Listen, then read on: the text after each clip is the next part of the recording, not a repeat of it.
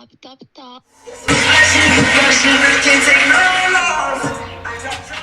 get to it.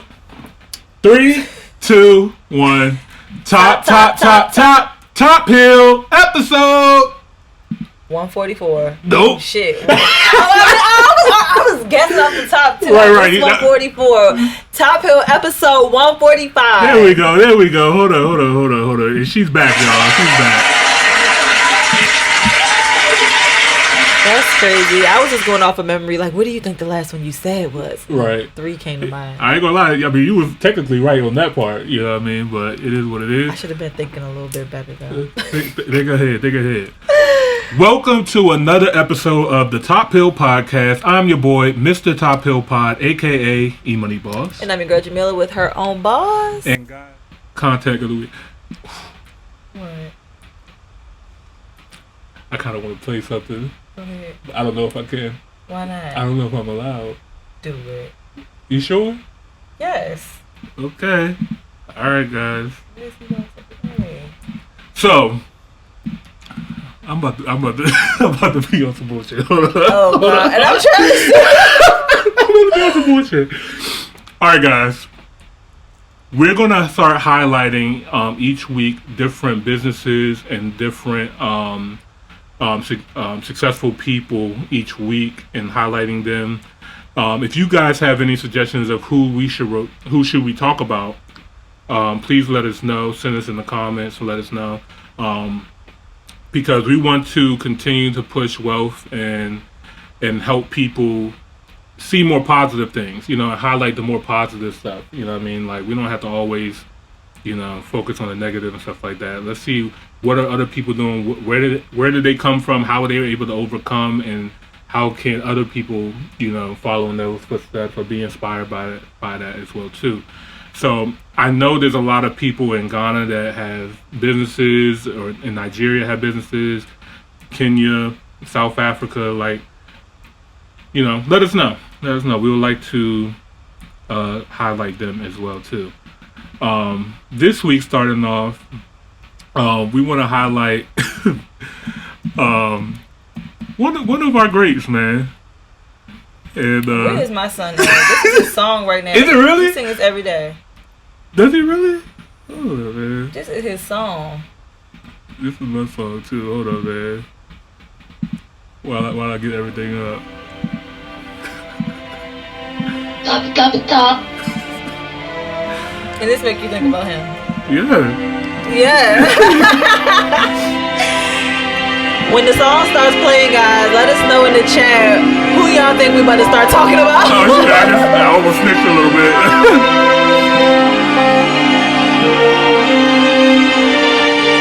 Free my man. Do not free that sicko. Do not free that sicko. I used to think that I cannot get rid of this song. Alright, hold on. and life was nothing but. How do you feel about separating the art from the artist? Do you think that's possible, or do you feel like if this artist I'm not separating them. I don't have the intent on, taking things personal that don't have anything to do with me. That just goes back to the reality that I was speaking of. What celebrities are doing in their life, that's like saying that I'm not going to eat my favorite food because of something that the manager did at the store. Like, it's just certain things just don't make sense. Like, I don't have to support and buy into and stuff like that, although listening to, but I'm not doing that for him. I think that everything is intentional. You need to be intentional about, and yeah. And the money's going to the victims anyway at this point. They taking all his money and going to the victims. So by playing the music, you're kind of supporting. You know what I mean? Yeah. So. But I don't support them either, though. I want to mind my business about things that I don't know about. Yeah, facts. Yeah, I'm not into it. I did see the Surviving R. Kelly documentary. And they're still making more. And sometimes I just don't understand, why do we got to keep beating a dead horse? You know what I'm saying? And it would be fine if it was like consistent for everybody. Yeah. But we're only doing this to black people. And we're doing it amongst ourselves and our culture. Like, there's just so many other terrible people who've done worse things. That is my exact problem. In the industry. Yes. So, Oh man, I'm about to get into my bag now. Okay. Everything that's been going on with Jonathan Majors. I don't know if everybody is aware, but he was accused of assaulting his girlfriend, and he was arrested for it. And that caused him to lose a lot of deals. He was on the up and coming. I mean, you couldn't go anywhere without seeing his face somewhere. He was just in the Ant-Man film. He was in the Creed 3 film. He was on his way up. Yep. And then this allegation happens. All that drops. Marvel is still kind of like, we don't know if we want to move forward with him or not. They've been really silent, waiting for answers to come about. His PR people dropped him. It was just looking really, really bad for him. Well, recently, since nobody cares about the good news or news of like if they were caught in a lie or something like that, they only care about the headline, the most drama that makes you look the worst. Right. So, he did go to court, and they actually found enough as evidence to not only, give him an appeal and stuff like that, but also charge his girlfriend for assault on him. Wow. Because according to the evidence that they had, the taxi driver was there who witnessed everything, said that she was assaulting him, and he got out the car. Oh, wow. He then sent her on her way. She went to his apartment, and then, but actually before that, she actually became acquainted with 2 or 3 other men there, and went to a club with them, spent money using his credit card and stuff like that, and goes home to his apartment by herself and injures herself, while Jonathan Majors got a hotel at a separate place. And there's all records showing that they're not even together. Right. You know what I mean? So all of her allegations were false. But nobody is talking about that. And then on top of that, you have all these people before coming out, pretty much trying to get on the bandwagon train, right? Like all the people that are like, oh yeah, Jonathan, I know him. Let me jump on there and pretty much say that he was a mean, aggressive kind of guy. But the time frame that these people are saying that he was aggressive at that time, stuff like that, he was a drama nerd. Like, he wasn't the big, broke, person that he is now. If you've seen, old pictures of Jonathan Major, he was a really skinny, frail-looking nerd. I didn't see him, but I could see how it was, because it looks new on him anyway. Yeah. So, they're just none of these stories are really making sense. These just seem like a money grab and stuff like that. So, I'm just saying what the evidence is showing and stuff like that. It's a touchy subject because, for me, this takes away from the women who actually are going through real shit, and there's so many people who get falsely accused of stuff, and it's just sad, man. You can ruin somebody's whole entire life off of a lie. Yeah, but he made a bad decision first. Okay. Yeah. He increased the likelihood of it happening. Right. It could have happened with anybody. Right. But at the same time, I can't just say that it's only the dynamic between white women. Because black women do it to black men too. Absolutely. And white women do it to white men too. You know what I mean? Like the whole Johnny Depp situation. Same thing. If he wasn't recording every single thing, he would be locked up as well too. And yeah, man, it's sad to see these things keep going about. But what I will say about us is that we're the loudest. Like when it comes to our own people and judging our own selves, we are the absolute loudest. We will bury our own in the ground before anybody else has a chance to. And that's a problem. Like going back to the R. Kelly thing, to the Bill Cosby thing, stuff like that. If these people have done horrendous things, yes, they should be punished. But so should everybody. You know what I mean? Same allegations came out. So the guy in Black Panther, the Spanish guy, Namor, the guy that played Namor, he had some allegations come out with him. But you don't hear it being broadcasted everywhere as loud as this Jonathan Major situation. Same kind of allegations. But there's probably a lot of these allegations going on with all these celebrities with money, like the real truth be told. Yeah, like. But people are settling and stuff like that, trying to make it easier. Because people only there for the money anyway. Right. That's a fact. Yeah. That's why I hear a lot of people say, I wouldn't. Wale said this actually. I wouldn't wish fame on my worst enemy. You know what I mean? Like it's a whole different ballgame. But anyway, I did all that to say I gotta hit the chorus. Hold up. Yeah, I was to say you might as well. If I can see it, If I can see it, and I can do it. Yes, Lord. That's the truth. That's why I'm not separating the. That's why I am separating the art from the artist. Right. Man. I believe I can fly. I believe I can touch the sky. I think about it every night and day. You say, Spread my wings and fly away. I'll call I Logan. believe I can soar. I see them running through that open door. I believe I can fly. All right,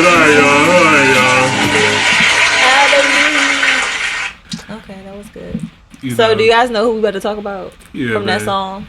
Y'all probably know. I don't know if y'all know that reference or not, man. But they gotta know.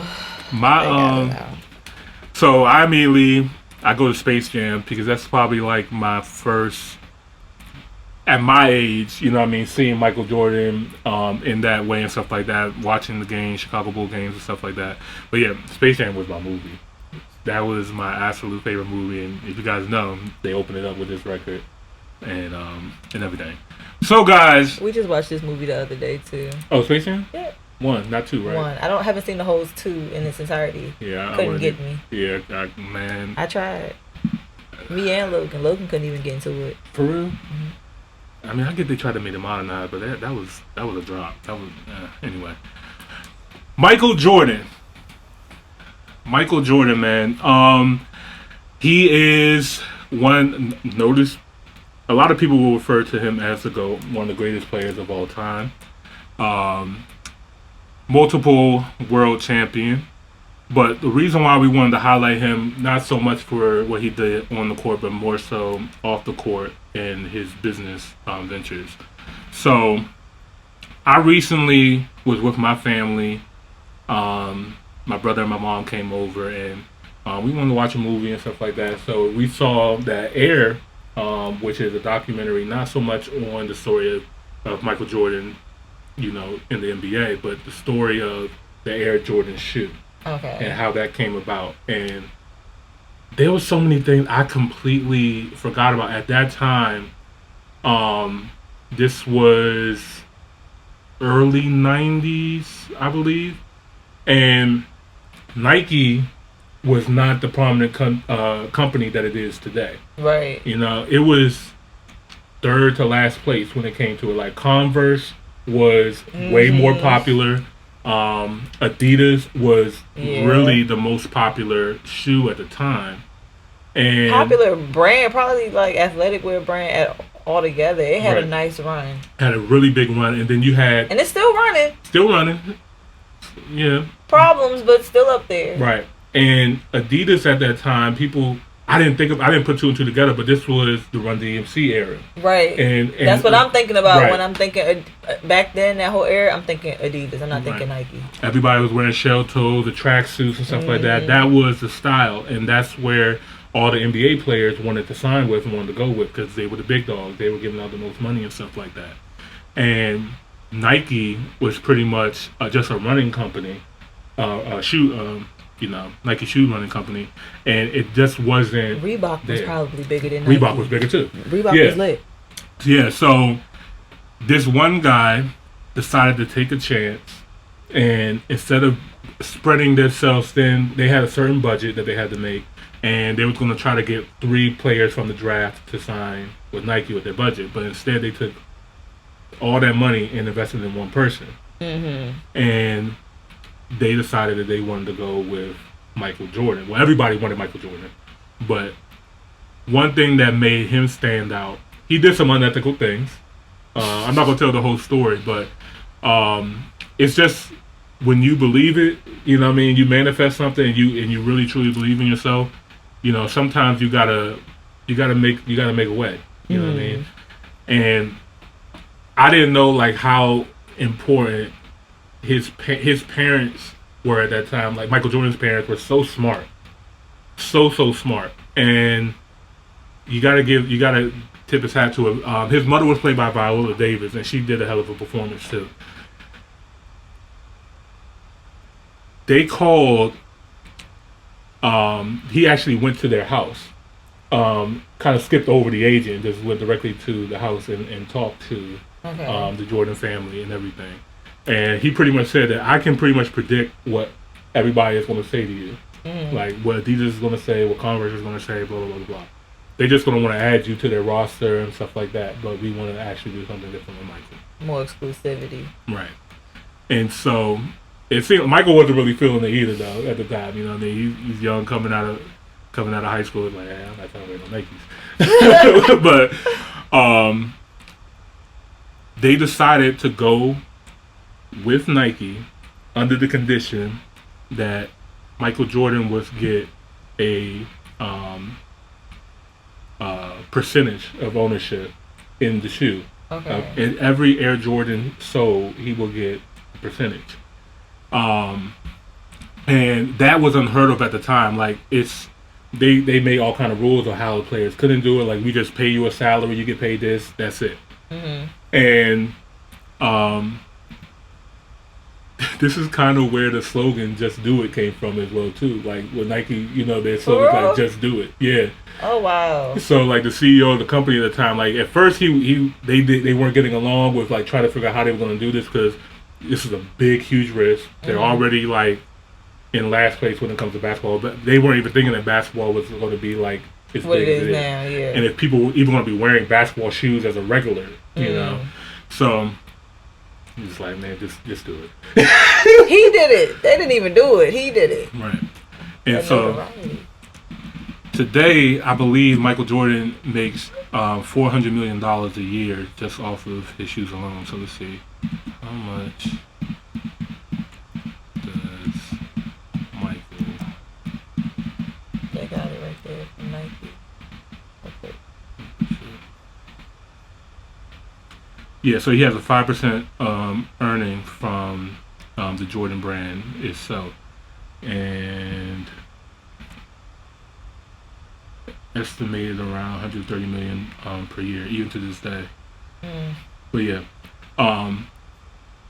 Michael changed the way how people wear shoes, the impact, and yeah, man, the rest is freaking history. He went on to do multiple different business deals and stuff like that, including becoming, you know, majority owner of the Charlotte Hornets, which he did recently just sell majority of his stake to, but he still has part ownership of it. And that flip, man, hold on, I'm gonna tell you guys how much Michael purchased the Hornets for.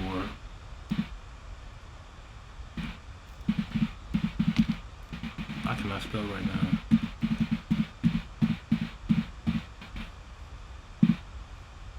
So in 2010, Michael Jordan acquired majority ownership of the Hornets for $275 million. Now let me tell you how much he sold it for.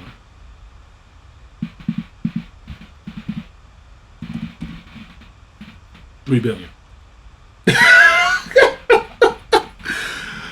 $3 billion. Wow. Look at the flip, man. So, in general, and a lot of people are just like, well, why would you sell? Why would you do this? Like, when it comes to like ownership, like if you own, and Jay-Z said this too, if you own 100% of nothing, it's nothing. You know, but having even just a small percent of ownership is something. You know what I mean? Like, a lot of us are really greedy when it comes to our businesses and stuff like that. But you have to realize that you can go further with people. You know what I mean? You might be able to go fast by yourself, but you can only go but so far. Right, like you made your flip, now you're giving somebody else the opportunity to make some money, and it's still a risk just holding your shares in there, hoping that your team still does well. You still got to work when you can just take your money, your earnings, and put it in something else that's going to require less energy and risk. Right, exactly. And then a typical rule of thumb, a lot of like people who are in the financial industry or in the investment industry, I should say, they say 10 years, you want to have like 10 years of investment. Like even in the stock, like if you was just an investor in the S&P 500 or index funds, like keeping it in there for 10 years, you can get most likely a good return. You know what I mean? So That's what he did. He was in there for a little bit over 10 years, made a huge flip, and then also give an opportunity for somebody like J. Cole to now come in and now become have ownership in it. So that's like kind of how the cycle goes. You know what I mean? So, yeah, man. So anyway, that was our Millionaire of the Week, man. Shout out to Michael Jordan Brand, and yeah. All right, moving right along. Top topic. Jamila, would you like to introduce the top topic? Okay, this week's top topic is gonna be: are titles necessary?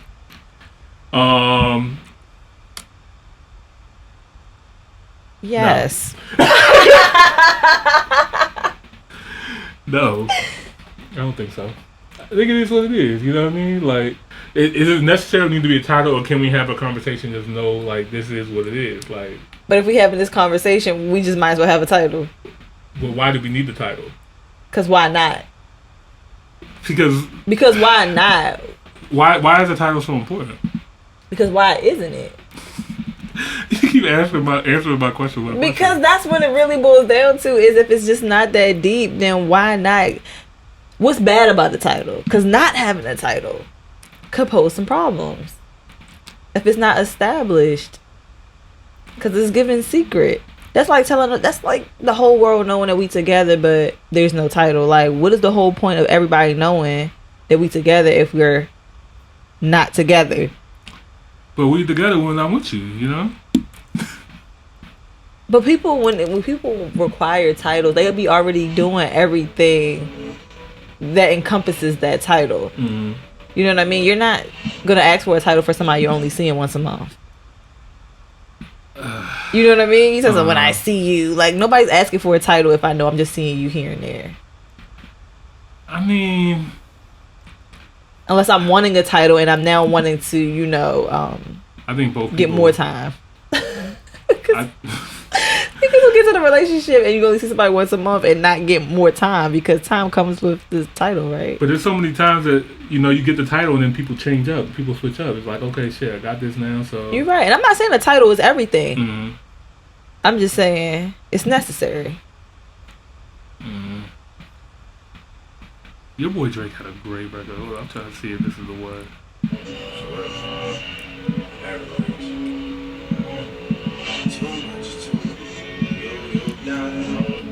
Always hiding out in relationship.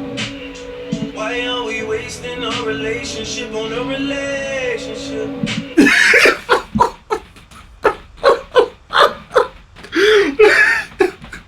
I'm trying to make it make sense. You need me to rewind it? I heard exactly what he said. He said, why are we wasting our relationship on a relationship? Exactly.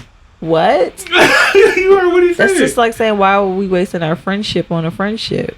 No, that's yes, that's exactly what it said. Because a friendship is encompassed in a relationship. So let's just go ahead and just change that word out. Why are we wasting our friendship on a friendship? It's just like, why are we even friends?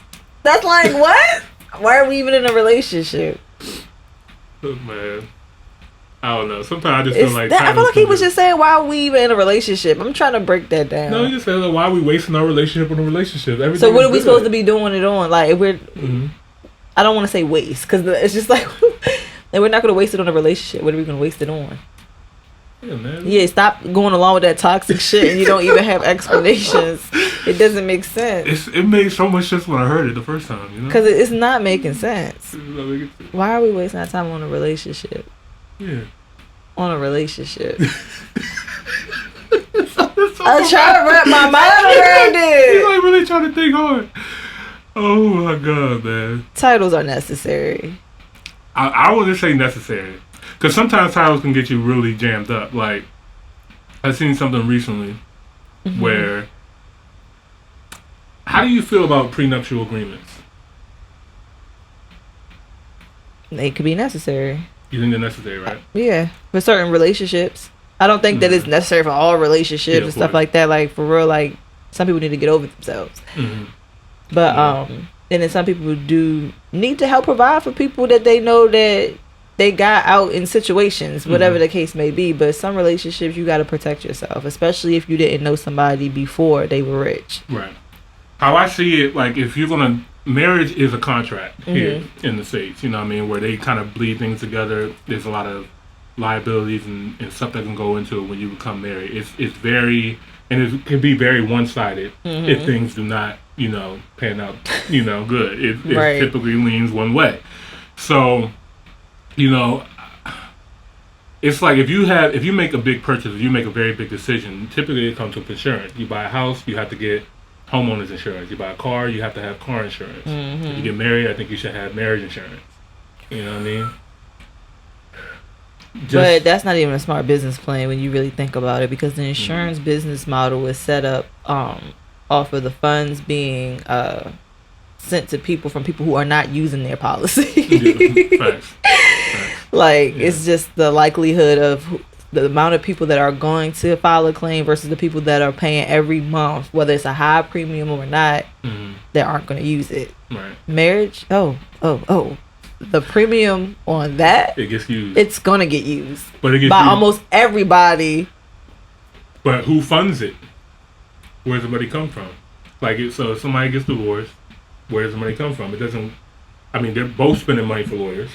They're both coming out of their pocket. And then, if you have alimony, it's coming out of one person's pocket. Then you have child support, and you can't even. There's cases. And I don't know if this is with every state, but if you get divorced, like it's you have to do child support. It's not like it's not even like you can get around it. There's been cases where women are like, I don't want to put this person on child support. Really? And they're just like, it doesn't work that way. I did not know that. Yeah, there's some states it's just like, it doesn't matter. Even if both parties agree to not do it, it still has to be done. Wow. So that is, it's a setup. It's a setup. So, I don't even know why I brought up the prenuptial, but I went on a tangent. But yeah, that to me. Oh, for the titles. Yeah, important for a title. So like you now have this title and can put you in a certain situation, and yeah. So I just think, you know, why waste our. So now you don't believe in marriage? It's not that I don't believe. Because you believe in wasting relationships on relationships and whatnot. No, I mean this is gonna be tough, man. I believe in marriage without getting the state involved. That's how I believe in marriage. We can have the whole party, we can have the whole ceremony, but not the real commitment. That is a real commitment. No, it's not a real commitment. Because what are you scared of the state for? This ain't gonna get you, man. Because it don't sound like you committed. No, I am committed, but that other person could not be committed. But you're supposed to be committed with somebody that you're sure that you are committed to. Granted, it doesn't work that way, but I feel like a lot of divorce, we be knowing. I hate when people be acting like they did not. Like, every now and again, we're surprised by certain breakups. Okay. But a lot of the time, let's be for real. All right, here we go. All right, listen. Most people that are married have no business being married. I agree with that, but think about this. Everybody who does get married believes that they're in love with this person at that moment. No, they don't. Majority. No. Can we not say majority? Let's be real. Realistically, people are not going to get married to somebody that they do not love. No, do you know how many people are in marriages because they have been placed in an ultimatum, whether it has been direct or not? Like, people do not really be in love for real. Yes, but that is a small, minute. I feel like that's the majority. No, I feel the majority are people actually believe that they actually why they like each other, but not why they be in like. In their minds, they're in love with this person. The man gets down on one knee. The girl says yes. They decide that we're going to plan a wedding and get married. And I do not believe that the majority of the people. Most of that is a delusion, because I feel like we know, like 9 times out of 10, we be knowing that people don't have. Even when we watching these people get married, we be knowing some shit that just be like I really hope this works out for them. Right, but I know better. But deep down. We know. We might know better, but them two are in love. They know the same shit we know. Right. That's the part that I'm trying to get us to understand. They dealing with that shit behind closed doors for real. They know that we gotta stop faking. Like, just because they're telling us one thing, let's be for real. They are the real ones that's going through what the fuck they already told us that we know. But they can still be toxic and have issues and still be in love and still believe that they're gonna work it out, because that is a decision that they both have to make. That they're going to get married. So if they made that decision, like, okay, I'm going to marry you. But that brings me back to the point that I'm saying, like, you knew that your partner was not committed to, like, you knew. You might have been optimistic, but let's be for real. Because we talking about insurance. We talking about prenups. You knew that it was a high likelihood and possibility of you not being with this person. That is throwing me off about marriage, because when I feel like when I get married, I don't want to get divorced. I don't feel like that's really an option. Right. I feel the same exact way too. If I'm gonna get married, I'm not getting divorced. I don't want to. But at the same time, I don't have control of that. If I go off the statistics, right? I'm a logical person. I look at logic. I look at numbers. I see what's going on, and I know that I can truly love somebody, and that person can truly love me, and then things can happen over time. It happens to everybody. So, in the United States, over 60% of marriages. But the commitment also comes into play where you say, no matter what happens, we're still going to work with that. I can believe that with all my heart. But at the end of the day, there's still another party involved, and I cannot control how that person feels. And I cannot truly believe that person's going to be committed to that as much as I'm going to be committed to it. I can express it all I want, but still at the end of the day, if that person wants to divorce me, that person can divorce me. Absolutely. So if I know that in the United States that over 60% of marriages end in divorce, and then 80% of them are initiated by the woman, not the man, most men would try to work it out, regardless if they're the problem or not, regardless if the woman is the problem or not. Majority of marriages end. Don't I see it? I know. Majority of marriages end due to financial reasons. That's the number one. Is not cheating like they always want us to believe, because they want us to go in gender wars, and I think that's stupid. Majority is for financial reasons. The majority reason. So women are always finding a way up, or feel like they can do better, or may not want to tough it out in the marriage, and feel like they can do better. Because if they feel like they're with the best, right, they most likely will stay. Majority of people who are like excluding celebrities and entertainers. That shit is crazy. Yeah, because I mean, just that industry is not a good example. I did not even realize that Kanye really married that girl. Yeah, he did. That was crazy to me. Yeah. But that's a dummy. Huh? But I'm sure he's gonna do it better this time around. Yeah, we'll see. But yeah, so that's my take on the marriage thing. It's very, very. I have to be strategic about it, because if I know the plan that I have for my life and where I'm going, I have to make sure that the woman I'm with is going to be that. But I also going to have to prepare if I'm duped or not. You know what I mean? If she might have been riding out for a certain amount of time and then decide, you know what, don't like you no more, or you know what I mean, and just be like that, because women are based on their emotions. One day she could be in love with me and do this, do that, and the next day she might not. And I'm gonna have to eat that. I'm gonna have to go through if we have children, and she goes through postpartum and stuff like that. Like, who knows what is going to change in the future, and I have to prepare for that.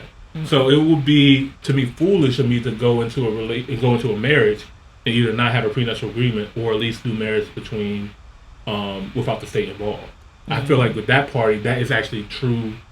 That's how you know you're truly committed, because we're not here on. We gotta stop going into a relationship thinking about the exit plan. You know what I mean? Like, let's just I'm coming to you, you coming to me, love each other, let's be together forever, cool. We don't need anybody else in our business. Let's focus on us.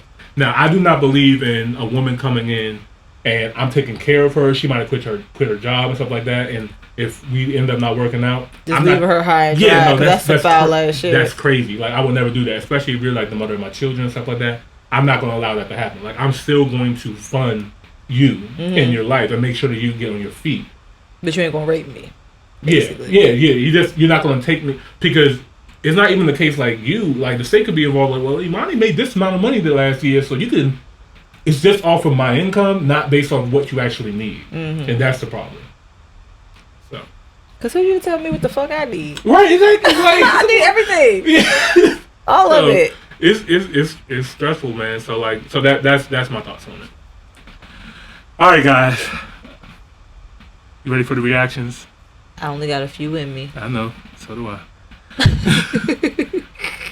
Top hill, top hill, top hill. Hell no.